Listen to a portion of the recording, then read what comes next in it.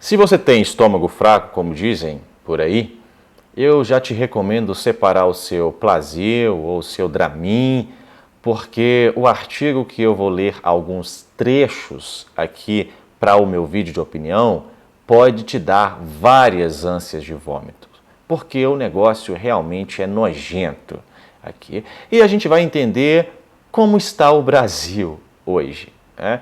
Quais ideias que estão surgindo da lata do pior dos lixos e tomando espaço no discurso e no debate público.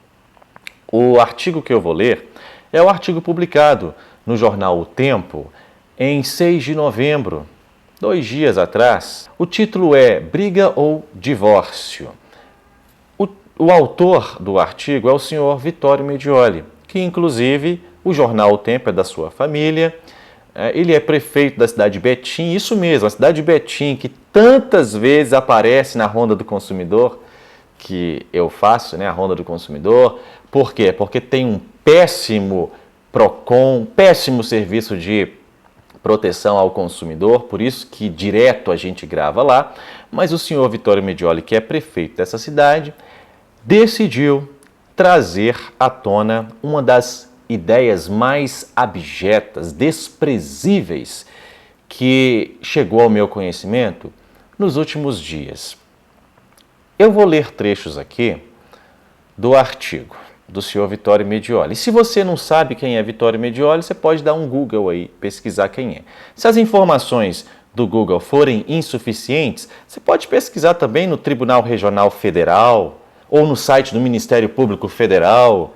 Você vai saber quem é o senhor Vittorio Medioli que escreveu esse artigo aqui. Eu quero ler um trecho, alguns trechos aqui, olha. Estados eminentemente bolsonaristas são economicamente mais pujantes, sendo aqueles que transferem para a União um volume de impostos até 15 vezes superior ao que recebem de volta, como é o caso de São Paulo, que recolheu em 2021 mais de 720 bilhões de reais e recebeu de volta minguados 47 bilhões de reais. Nos estados lulistas, a situação se inverte. A Bahia recolheu 23,4 bilhões de reais e recebeu 34,4 bilhões. 11 bilhões de diferença entre o que entrou e o que saiu. Ou seja, neste artigo, o prefeito da cidade de Betim, ele está defendendo uma ideia chamada de ideia separatista. Separar o Nordeste do Brasil. Fazer um divórcio. Dar a Lula o que é de Lula, porque eles entendem que o Nordeste é de Lula, e dar a Bolsonaro o que é de Bolsonaro, ou seja, o restante do Brasil para Bolsonaro. Ele está propondo, então, separar o Nordeste do Brasil. E aí você fala para mim, bem, mas movimentos separatistas não são incomuns. Eles surgem ao redor do mundo, aqui no Brasil, inclusive, sempre teve movimentos separatistas, sim. Porém, a diferença está que geralmente movimentos separatistas se dão fundamentados em ideias de cultura, em conexões culturais. Um grupo que não se identifica culturalmente ou nacionalmente, pelo elemento cultura, geralmente, com determinado grupo, decide então se separar, criar um país independente, né? Mas não é o caso do artigo, repito, nojento, abjeto, desprezível do senhor Vittorio Medioli, que o elemento fundamental aqui que justificaria a tal separação, o divórcio, retirar o Nordeste do Brasil, é essencialmente e exclusivamente econômico. Ou seja, o Nordeste não dá dinheiro para o Pacto Federativo. Aliás, não é que ele não dá, ele dá menos dinheiro do que ele suga. Então, o restante do país tem que levar o Nordeste nas costas. É isso mesmo.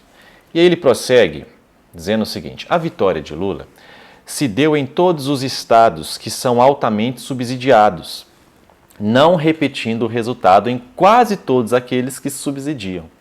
Inapelavelmente, o confronto eleitoral separou essas duas vertentes, quem mais produz em contraposição aos que menos geram resultados para a economia. Isso mesmo. É isso que ele está dizendo aqui. Situações de distanciamento econômico como essa já ocorreram em outros países continentais, como foi o caso da União Soviética, que acabou se fragmentando e quebrando o federalismo. Ele não explica por que isso aconteceu lá, né? Ele não explica. Eu vou ler o final, então, aqui, para eu tecer mais comentários, porque eu vou deixar o link, você pode ler o artigo completo. Eu disse, se você tiver estômago, mas como a farmacologia está aí para auxiliar às vezes, quem sabe se você tiver com um Dramin, você consiga terminar de ler. Com o fim das eleições, temos então dois Brasis. Um que produz mais e arrecada impostos e outro paradoxalmente mais carente, que vive das transferências. Dessa vez, a divisão territorial por meio de um divórcio consensual está com as suas sementes se espalhando. É preciso avaliar se isso será menos pior do que a possibilidade de uma situação que possa se encaminhar para uma guerra civil. Dar a Lula o que é de Lula e a Bolsonaro o que é de Bolsonaro seguiria um antigo pensamento. O separatismo, presente em outros momentos da história brasileira, não seria à primeira vista a solução mais adequada, mas nesse caso, a vontade popular, por meio de plebiscitos, seria talvez a única solução para resgatar a legitimidade ameaçada. Meu pai sempre dizia, quando eu era criança, que a barata morde e assopra. Claro que isso é um mito, né? Não é que ela morde e assopra. Mas existem alguns insetos ou até mesmo vetores que, quando eles vão sugar o sangue, eles deixam, não é o caso, eu acredito que não seja o caso da barata, eu vou citar o caso aí de vetores de doenças, eles deixam alguma substância que anestesia enquanto eles estão lá sugando o sangue da pessoa. Então, esse artigo aqui, esse final desse artigo foi quase que um morde e assopra. Não seria mais adequado, à primeira vista, o separatismo, mas toda a argumentação anterior é pró-separatismo. Então, agora, eu acredito que esse artigo não tenha sido escrito no esteio da ignorância. Não acredito que tenha sido por desconhecimento. Não acredito. Até porque o senhor Vittorio Medioli teve como um dos principais escudeiros, aliados, durante bastante tempo, se é que não é até hoje, é porque eu não acompanho a vida política da cidade de Betim, mas no mínimo há 2 anos, um advogado que é um constitucionalista, o Dr. Lucas Neves. Não é possível que o Dr. Lucas Neves, advogado, constitucionalista, da Escola Mineira de Direito, professor da PUC Minas, não tenha ensinado para esse senhor, autor deste artigo, que nós estamos em um Estado democrático de direito, que no artigo 1º da Constituição da República, vamos lá, para a gente entender o que está acontecendo no Brasil. Artigo 1º da Constituição da República de 88.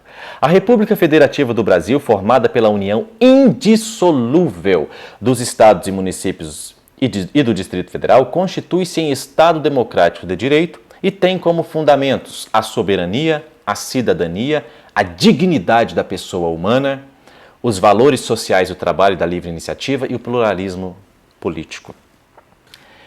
Não é possível que não tenham ensinado para esse senhor que um dos fundamentos do Estado democrático de direito, que a República Federativa do Brasil constitui-se em...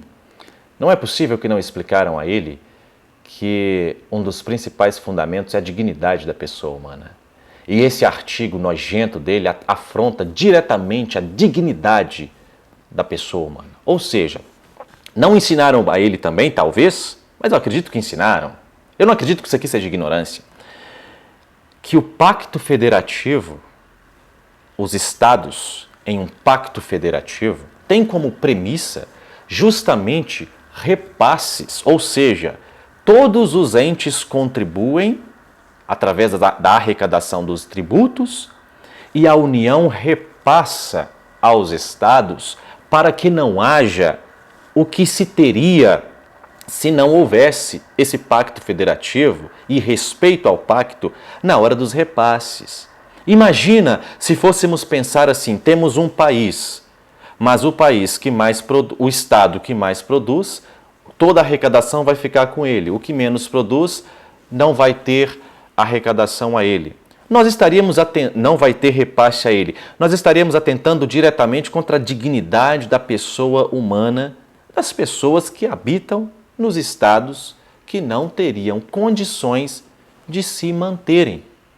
E a resposta do artigo, então, do senhor Vittorio Medioli seria: não tem condições?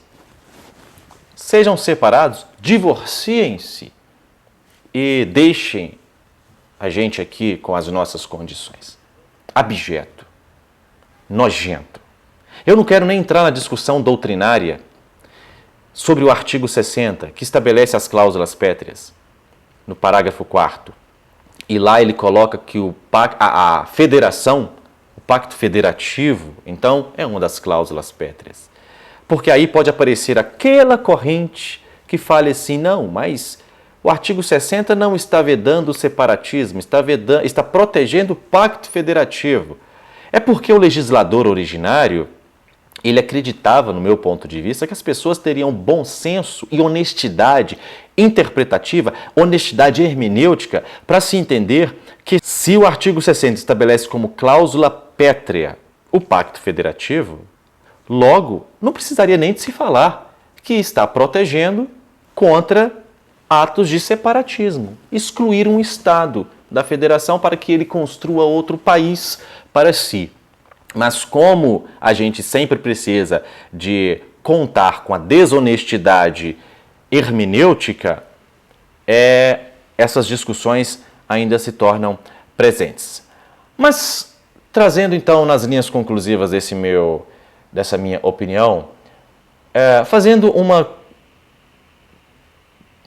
reflexão sobre as palavras do Vittorio Medioli e uma adaptação mesmo de reflexão, se nós devemos excluir um estado ou uma região, o Nordeste é uma região, se nós devemos excluir estados, uma região da federação, pelo simples fato de elas não contribuírem o suficiente para serem os que subsidiam e vivem como aqueles que são subsidiados, nós podemos trazer essa mesma interpretação dentro das nossas famílias? Nós, classe média, que temos funcionários trabalhando na nossa casa, por exemplo, então significaria que, já que eles não têm o mesmo recurso financeiro que porventura nós temos, logo eles não devem ter a sua dignidade respeitada e preservada? Logo eles não teriam direito de viver em harmonia, em paz?